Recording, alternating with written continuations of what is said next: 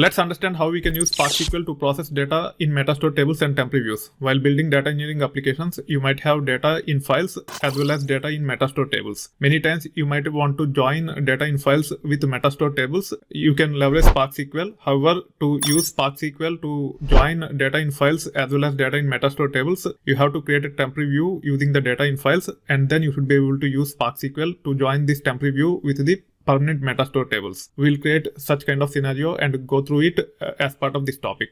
Once tables in Metastore or temporary views are created, we can run queries against the tables or temporary views to perform all standard transformations. We'll create Metastore tables for orders and order items datasets. We will also create temporary view for products dataset. We'll create Metastore tables using Spark.sql by passing create table statements as strings.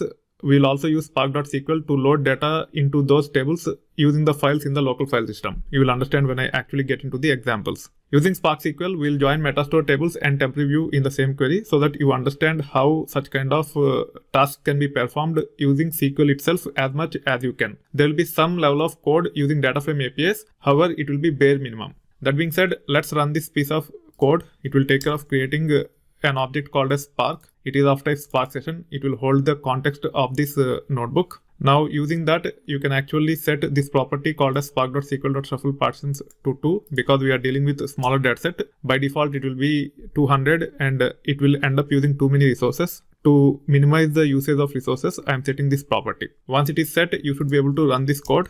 In this case, I am creating an object called as username, which will have the details about the logged in username of mine, which is nothing but ITversity. The reason why we are doing this is we want to prefix the database names using our login so that we can create unique databases for each of us in our multi-tenant cluster. If you are using your own cluster, you don't need to use this approach. That being said, the first task as per this topic is nothing but drop retail database if it exists using Cascade and recreate the database. This will take care of dropping all the tables in the database if they exist and also the database. Once the database is dropped, we should be able to create database using this piece of code.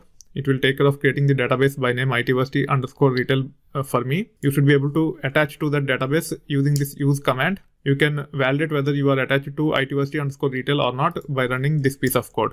You can see itversity_retail in my case. In your case, you will be seeing your login ID _retail if you follow same code for your practice.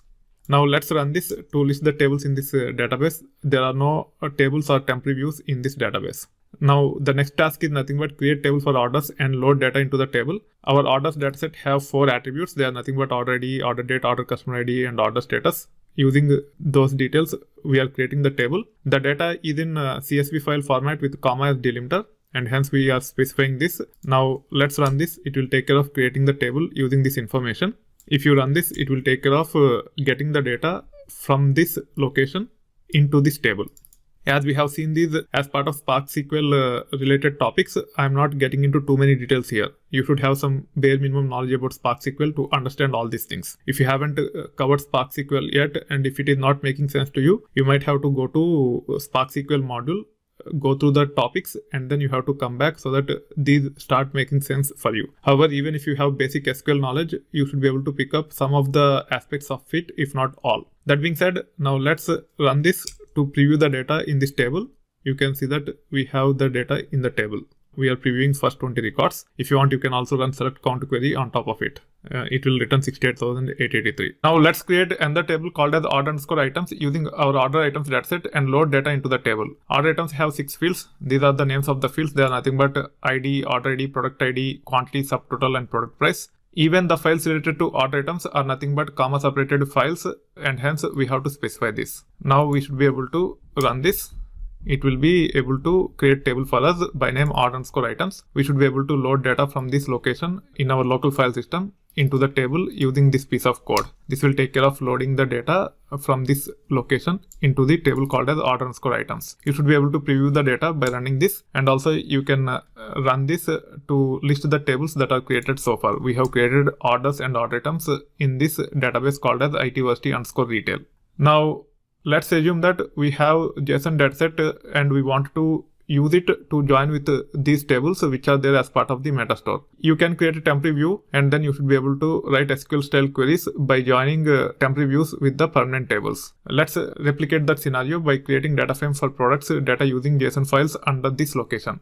Under this location, we have JSON files. We can pass this location to spark.read.json. You can run this. It will take care of creating data frame by name products. You should be able to print the schema by running this. These are the fields that are there as part of the products data frame. You should be able to preview the data by running products.show like this. You can see the data here. As the data frame by name products is created, we should be able to use create or replace temp view on top of data frame, and we can pass view name like this and create the temporary view for the data frame. Let's run this. It will take care of creating temporary view by name products_v for the data frame products. You can list the tables by running this. You should be able to see the temporary views as well. When it comes to temporary views, you can see that each temporary is true and also there is no database associated with it. As we have temporary view along with the permanent tables, in this session we should be able to use SQL type of queries to join these three tables and come up with the solutions as per our requirements. Now the requirement is nothing but to join all the three tables to get daily product revenue using orders, order date, products, product ID, products, product name, and order items subtotal. We have to join all the three tables and then group by these three fields,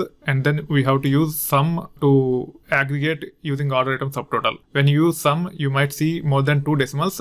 You can use round to round off to 2 decimals. Let's get into the solution. You will understand what I'm talking about. Also, as per the requirement, we want to consider only those orders which are either in complete or closed status. For that, we have to check order status from orders against complete or closed and only consider such orders. That being said, you can see the solution here. We have joined orders and order items first using orders.orderID and orderitem.orderID. Using these join results, we have joined with temporary view products_v. As part of products_v, we have a field called as product ID. It is kind of primary key for products, and order items have something called as order item product ID. It is foreign key to products, and hence we should be able to join order items and orders join results with products using this join condition. Also, we are interested in only complete or closed orders. This is how you can filter for complete or closed orders. As part of select clause, we have specified all the keys. They are nothing but order date, product ID, and product name. And also we have specified aggregate function sum to get daily product revenue. You can see group by, and we have specified the same fields as part of group by as well. Because we are trying to group by date, product ID, and product name, we have specified all these three fields not only in select clause but also in group by clause. Even though there is no explicit requirement related to sorting, we are sorting data by order date first and then by revenue in descending order. This will take care of sorting the data so that we can review the results. My results should be consistent with yours. That being said, we can run this. It will take care of getting daily product revenue, grouping by date, product ID, and product name. You can see the output here. This is how you should be able to provide solutions where we have to deal with data in Metastore tables and also data in files. You have to create data frame for the files, and then you have to use the data frame and create temporary view. Once temporary view is created, you should be able to use SQL to perform joins and other type of transformations between Metastore tables and temporary views, and you can actually come up with the final solution. Either you can use Spark SQL like this, or you can completely provide solutions using data frame APIs themselves. You should be familiar with both the approaches. In some use cases, we might have to rely on data frame related APIs. In most of the data engineering or ETL type of applications, we should be able to provide solutions using Spark SQL or data frames, whatever is decided as part of our design with respect to our project.